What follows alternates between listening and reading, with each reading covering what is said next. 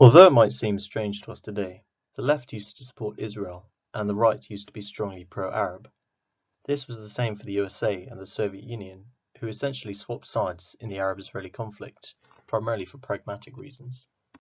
Vladimir Lenin, claiming to be deeply committed to egalitarian ideals and universality of all humanity, rejected Zionism as a reactionary movement, bourgeois nationalism, socially retrogressive, and a backward force that deprecates class divisions among Jews.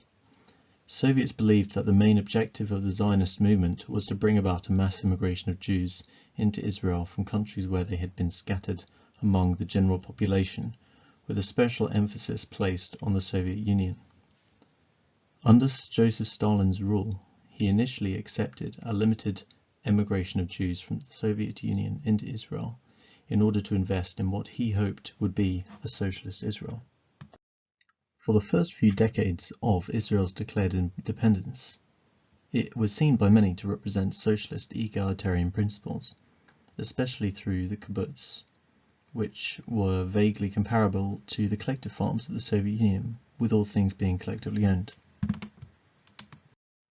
For this reason, the Soviet Union adopted a pro-Zionist stance from 1944 to 1955, believing that the new country would be socialist and accelerate the decline of British influence in the Middle East. In addition to the diplomatic support, arms from Czechoslovakia, part of the Soviet bloc, were crucial to Israel in the 1948 Arab-Israeli War. In this fictional scenario, where the Soviet-Israeli alliance is maintained, the Soviet Union continued to supply Israel with weapons and aid, as well as nuclear scientists. With the Soviet Union as the country's main supplier of arms and aid, it would gain a larger and larger foothold in Israel, and the Israeli government would have more of an incentive to enforce communism within the country. Like all other communist countries, Israel would not be a democracy in this scenario. Instead, imagine a secular, Big Brother state with a KGB-style secret police. In Homage to Catalonia, George Orwell wrote of how the Stalinist faction, in receipt of Soviet aid, eventually took over Catalonia and started arresting anarchists and other dissident leftists. In Israel, a similar thing would occur, with power being consolidated around the Stalinists. In our timeline, many Soviet Jews decided to emigrate to Israel to escape anti-Semitism they'd experienced under Stalin. In this scenario, communist Jews are encouraged to emigrate to Israel in great numbers to act as agents of the USSR, moving Israel further towards the Stalinist model of communism. Much like Cuba in our timeline, Israel would become a major ally of the Soviet Union, and they would work together to spread communism around the world.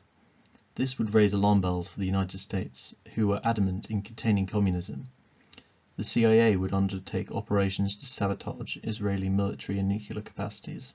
Many Jewish socialist intellectuals in the West would be inspired by Israel and move there. Like in our timeline, there would be an Israel lobby, which would prevent the US government from being too aggressive towards Israel, despite them receiving a large amount of Soviet weaponry and attempting to expand into the West Bank and Gaza. Israeli communist aggression may help Eisenhower in his objective of uniting the Middle East against communism. America would not, however, go as far as supplying nations like Egypt and Syria with offensive weapons to use against Israel.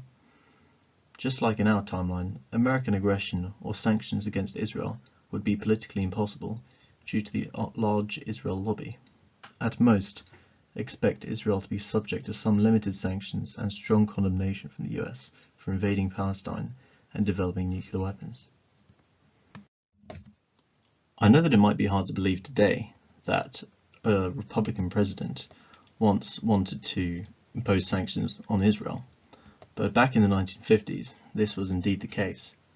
As President Eisenhower revealed in his book, The White House Years, Waging Peace, 1956 to 1961, in order to pressure Israel into withdrawal from the Sinai in 1957, he preferred, quote, a resolution which would call on all united members to suspend not just governmental but private assistance to Israel, end quote.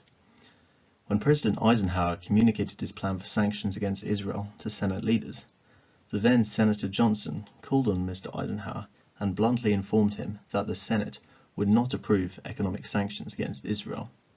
The outspoken Texan told Eisenhower administration that threats to impose sanctions on Israel were unwise and unfair, and that it was unwise to choose one side in a two-sided conflict. A White House staff member termed the meeting with the congressional leaders as a can of worms. Mr. Eisenhower said he reflected on the pettiness of those reluctant to sanction Israel. He found it, quote, somewhat disheartening that partisan considerations could enter, end quote.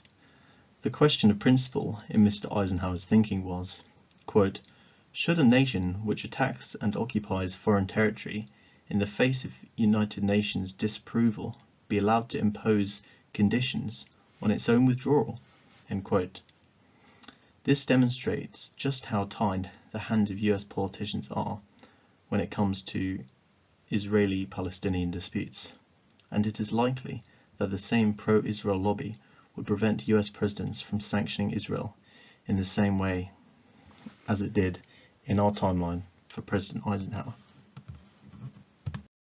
While Eisenhower's hands would indeed be tied, he would still use the movement to try and build relations with Arab nations as he does in our timeline, strengthening the Baghdad Pact, a military alliance of Islamic countries opposed to communism.